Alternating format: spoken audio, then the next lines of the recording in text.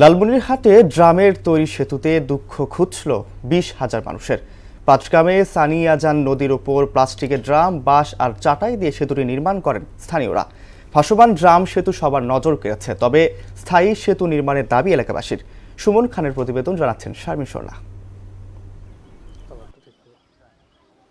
লালমনিরহাটের পাটগ্রামের বাউরা ইউনিয়নে সানিয়াজান নদী পারাপারে 100টি 250 লিটার ড্রাম দিয়ে 200 ফুট ভাসমান সেতু নির্মাণ করেছে স্থানীয়রা। ইতিমধ্যে সেতুটি দিয়ে যাতায়াত শুরু করেছেন তারা। এতে খুশি 3 গ্রামের প্রায় 20,000 মানুষ।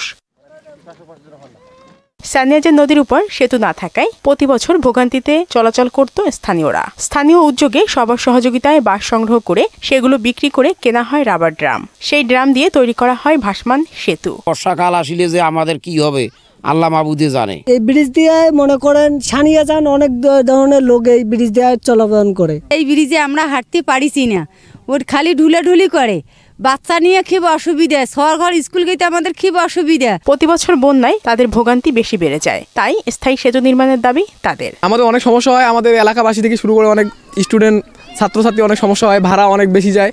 তার জন্য আমাদের যদি এই ব্রিজটা হয় তাহলে আমরা অনেক বেশি উপকৃত হব। কিন্তু ব্রিজ হয় কিন্তু হয় আর না। আমার দাবি কিন্তু এইটাই যে এইখানকার জন্য ব্রিজটা হয়। সেতু নির্মাণের ব্যবস্থা নেওয়ার জন্য প্রশাসনের হস্তক্ষেপ চেয়েছেন এই জনপ্রতিনিধি। অনুরোধ থাকবে যে আমাদেরকে এই ব্রিজটা আমাদের অতি তাড়াতাড়ি আমাদের করে দেওয়া হয়। স্থায়ী সেতু নির্মাণ হলে যোগাযোগ ব্যবস্থা সহজ হওয়ার পাশাপাশি এই অঞ্চলের কৃষি, অর্থনীতি ও ব্যবসায়িক গতি আসবে বলে মনে করেন স্থানীয়রা।